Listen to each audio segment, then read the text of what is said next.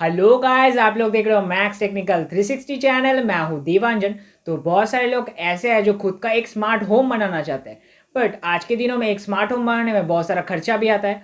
तो इस वीडियो में हम नोड एमसीयू को यूज़ करके 800 रुपये के अंदर एक सिंपल सा होम ऑटोमेशन सिस्टम बनाएंगे, और एंड ऑफ द वीडियो आप भी खुद का एक होम ऑटोमेशन सिस्टम बना सकते हो। तो ज़्यादा देरी ना करके चलिए शुरू किया जाए। तो फ्रेंड्स, इस IoT प्रोजेक्ट को बनाने के लिए पहले हमें एक ऐप डाउनलोड कर लेना पड़ेगा। तो हम सिंपली प्ले स्टोर पे जाएंगे। प्ले स्टोर को ओपन करने के बाद हम सर्च बार पे लिखेंगे ब्लिंक BLYNK। उसके बाद सर्च करेंगे। तो ये जो ऐप है इसको पहले आपको डाउनलोड कर लेना पड़ेगा। मैं ऑलरेडी डाउनलोड करके रखा हूँ। उसके बाद ओपन करना पड़ेगा। तो ओपन करने के बाद आपके सामने ऐसा कुछ इंटरफेस नहीं आएगा। आपको पहले आपके ईमेल आईडी के साथ इसको लॉगिन करना पड़ेगा। ईमेल आईडी आप ठीक तरह से इसमें इनपुट करना, क्योंकि उसमें एक ऑथेंटिकेशन कोड आएगा जिसको हमें आर्डिनो आईडी में डालना पड़ता है। तो पहले हमें न्यू प्रोजेक्ट में क्लिक करना है। तो उसके बाद हम प्रोजेक्ट का एक नाम दे देता है, जैसे IoT दे देते हैं, और इधर पे ESP8266 को आप सिलेक्ट कर लीजिएगा। उसके बाद क्रिएट पे प्रेस कर दीजिए। तो ऐसा एक डैशबोर्ड आ जाएगा। उसके बाद ऊपर पे जो प्लस का बटन दिख रहा है उस पर आपको क्लिक करना है।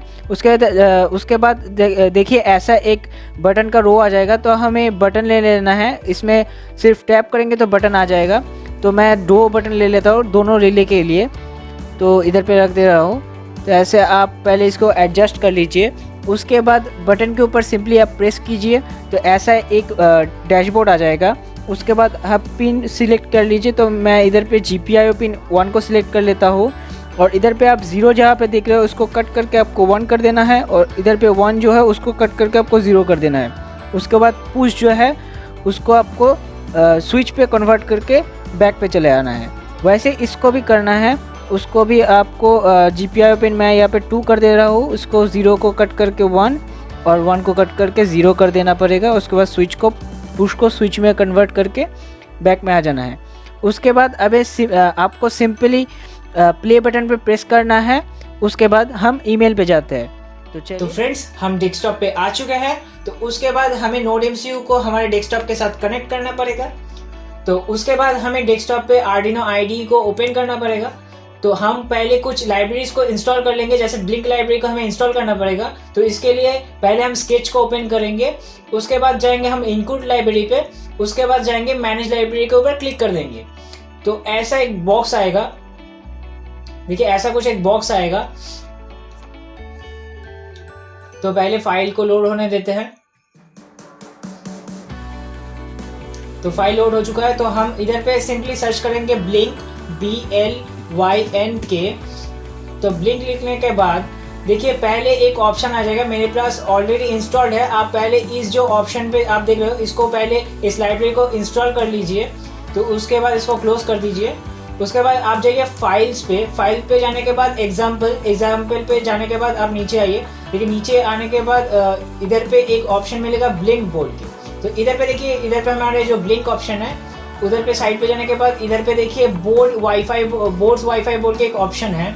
उधर पे एक ऑप्शन है ESP8266। देखिए SSL बोल के एक ऑप्शन है। तो उसके ऊपर हम क्लिक कर देंगे।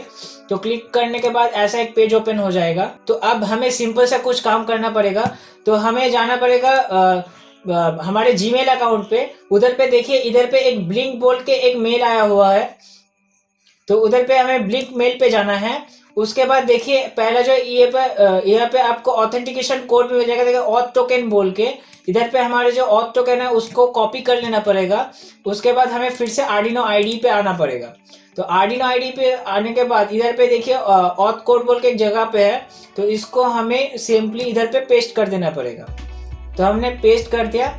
इधर पे और एक जगह है, देखिए इधर पे SSID बोल के एक जगह है। इधर पे आपका जो वाईफाई है, वाईफाई का इधर पे यूजर नेम डालना पड़ेगा। तो इधर पे मैं वाईफाई का यूजर नेम मैं डाल देता हूँ।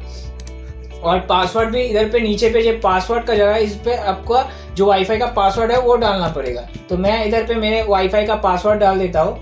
उसके बाद आपको जाना पड़ेगा टूल्स पे। टूल्स पे जाने के बाद आपको बोर्ड में जो ESP8266 है उसको चूज करना पड़ेगा। और इधर पे पोर्ट को कॉम पोर्ट 5 है, आपके पोर्ट को आपको सिलेक्ट करना पड़ेगा। इधर पे पोर्ट को आपको सिलेक्ट करना पड़ेगा।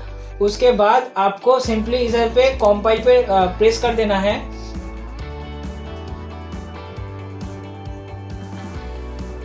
तो हमारा स्केच कंपाइल हो रहा है। तो कंपाइल होने के बाद हम इसको अपलोड कर देंगे।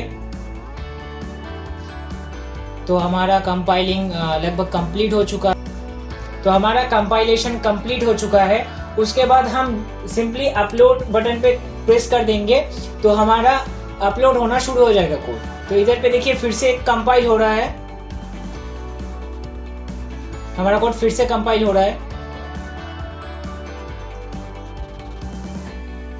तो देखिए इधर पे अपलोड शुरू हो गया। देखिए इधर पे 5% 11 करके दिखा रहा है। तो हमारा अपलोडिंग शुरू हो चुका है बोर्ड पे। देखिए इधर पे 94 दिखा रहा है। तो देखिए इधर पे डन अपलोडिंग दिखा दिया है। तो चलिए अब कनेक्शंस कर लेते हैं इसका। तो फ्रेंड्स अब हम कनेक्शन करना शुरू करेंगे। तो ये है हमारा नोड एमसीयू बोर्ड और ये है हमारा रिले मॉड्यूल। तो रिले मॉड्यूल एक टाइप का स्विच होता है जो हमारे एसी अप्लायंसेस को कंट्रोल करने में हेल्प करता है। तो मैं इधर पे 5 वोल्ट और 2 चैनल का रिले यूज़ कर रहा हूँ। आप इधर पे 4 चैनल और 6 चैनल का भी रिले यूज़ कर सकते हो। तो चलिए इसको नोड एमसीयू के साथ कनेक्ट करते हैं। तो इसलिए आपको पहले जंपर्स को देखिए, इधर पे जो आपको TX पिन है, तो TX पिन जो है वो GPIO 1 होता है। तो हमने ऐप में GPIO 1 को सिलेक्ट किया था, तो इधर पे हमें TX पिन पे कनेक्ट कर देना है। उसके बाद हमें जो सेकेंड जंपर है उसको कनेक्ट करना है G4 पे। हमारे जो सेकेंड जंपर है उसे हमें कनेक्ट, जो सेकेंड पिन है वो है D4 में हम कनेक्ट कर देंगे जो GPIO 2 है। उसके बाद 3.3 वोल्ट पे एक जंपर हमें लगाना पड़ेगा और एक जंपर को हमें कनेक्ट करना पड़ेगा ग्राउंड के साथ। तो चलिए अब हम हमारे जो नोड एमसीयू के साथ सब जंपर्स के कनेक्शन हो गए। अब हमें इसको रिले मॉड्यूल के साथ कनेक्ट करते हैं। तो इधर पे आप जो ऑरेंज कलर के वायर्स देख रहे हो, तो इसको हमें सिंपली जो आपके नोड जो हमारे जो रिले मॉड्यूल के जो इन 1 और इन 2 आप देख रहे हो, इसमें हमें कनेक्ट कर देना है। तो कनेक्ट कर रहा हो।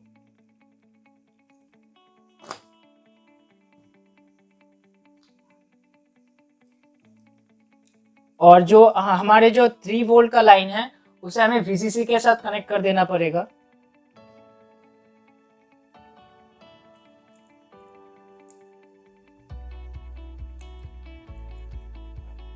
और जो ग्राउंड का लाइन है उसे ग्राउंड के साथ कनेक्शन कर देना पड़ेगा। तो हमारा रिले मॉड्यूल के साथ नोड एमसीयू का कनेक्शन कंप्लीट हो चुका है। तो अब हमें टेस्ट करना पड़ेगा। तो इसलिए मैं इस LED पैनल का यूज़ करूँगा जो 5 वोल्ट पे कंट्रोल होता है। तो चलिए इसको कनेक्ट कर लेते हैं। तो इधर पे मैं एक ब्रेडबोर्ड को यूज़ करूँगा। तो ब्रेडबोर्ड में मैं इसका जो कनेक्शन है वो कर लेता हूँ। इसका जो एक पिन है इधर पे लगा देते हैं और एक पिन जो है इधर पे ब्रेडबोर्ड पे लगा दिया। तो आप सिंपली देख सकते हो इसका जो नेगेटिव है नेगेटिव पे लगा दिया और पॉजिटिव को। और हमें 2 जंपर्स चाहिए होगा।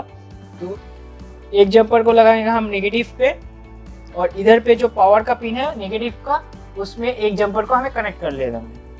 तो अब जो मेन कनेक्शन है वो ध्यान से देख लीजिए। तो इधर पे हमें रिले में 3 चैनल में 3 जगह मिलता है, ये और ये। तो हमें कनेक्ट करना है ये फर्स्ट वाला और सेकंड वाले में। तो फर्स्ट वाले में जो नट है उसको हमें पहले ओपन करना पड़ेगा। तो पहले ओपन कर लेते हैं। और सेकंड वाला, तो उसमें हमें सिंपली इसको डाल देना है और नट को टाइट कर देना है। और इधर पे हमें जो सेकेंड वायर है उसको भी कनेक्ट कर देना है और लगा देना है। जैसे आप स्विच में कनेक्शन करते हो वैसे आप इसमें भी कनेक्ट कर देते हो। तो इसमें हमने कनेक्शन कर दिया है। तो चलिए हमें नोड एमसीयू में पावर दे देते हैं।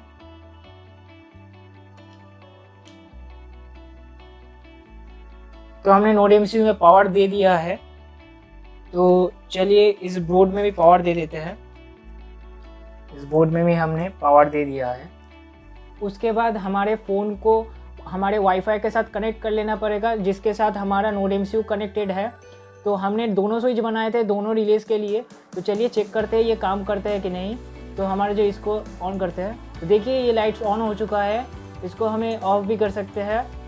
तो हमारा IoT सिस्टम तैयार हो चुका है। तो वीडियो अच्छा लगा तो वीडियो को लाइक कर दीजिए, चैनल पे नए हो तो चैनल को सब्सक्राइब कर दीजिए और बेल नोटिफिकेशन आइकन को ज़रूर दबा दीजिएगा। और ये इलेक्ट्रॉनिक्स रिलेटेड कोई भी क्वेश्चन हो आप हमारे कमेंट्स में डाल सकते हो, मैं रिप्लाई करने का कोशिश करूँगा।